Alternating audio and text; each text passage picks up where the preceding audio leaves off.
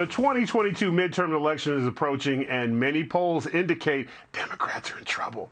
Now, even the liberal media is saying this could be a bloodbath for the Dems if Biden administration doesn't start making some serious changes. It looks like it's going to be a bloodbath for the Democrats if they don't turn things around. If you have 71%, look, 65% wrong track is a bad number. 71%, that's why it is in the shellacking category.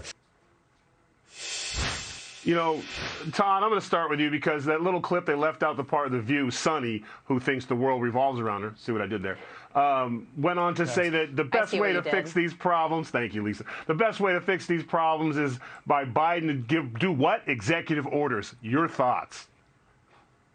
No, that's not how democracy works.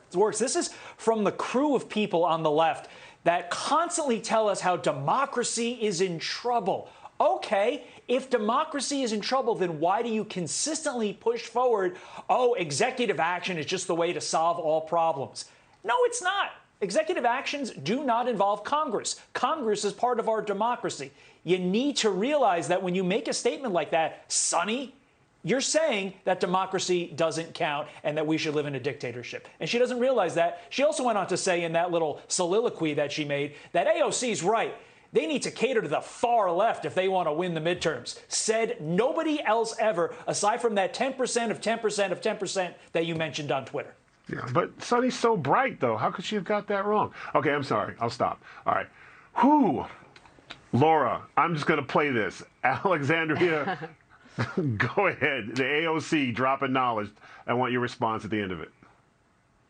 Folks may think that that these are kind of independent or swing voters that are contributing to his polling and whatnot. It's actually young people who have not really been served. Their priorities were in BBB, which Senator Manchin has essentially stalled. And, you know, student loan debt and significant forgiveness of student loan debt is what the president can do to serve them. So play to the young people who don't want to pay their loans. That's where we're at. Right. Well, of course. I mean, this is how they think they're going to get votes now. They've tried everything else and nothing has worked. But I'm just going to say to Joe Biden, yes, please take advice from Alexandria Ocasio-Cortez. Please listen to her as we head towards the midterms and really focus in on the very far left fringe stuff that she wants you to do. Because you know what, Tyrus? Nobody wants any of it.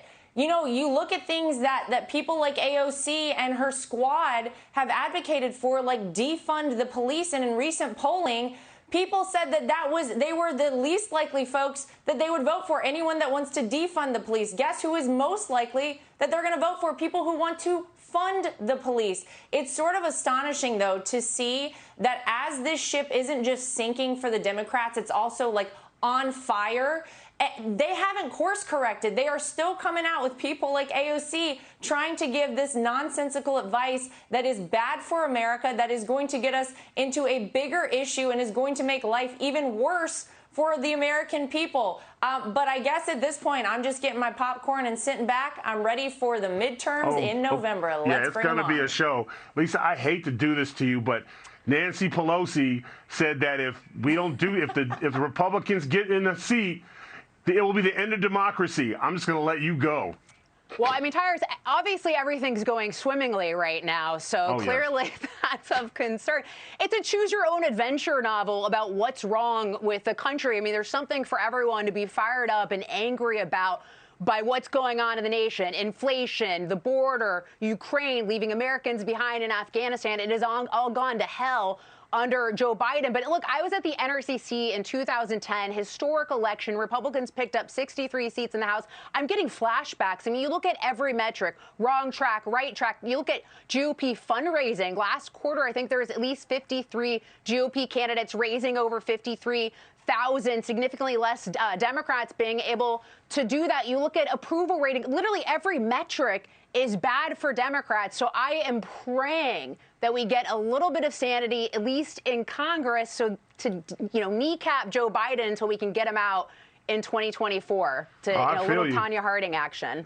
Ooh, not the Harding. Hey, Sean Hannity here. Hey, click here to subscribe to Fox News YouTube page and catch our hottest interviews and most compelling analysis. You will not get it anywhere else.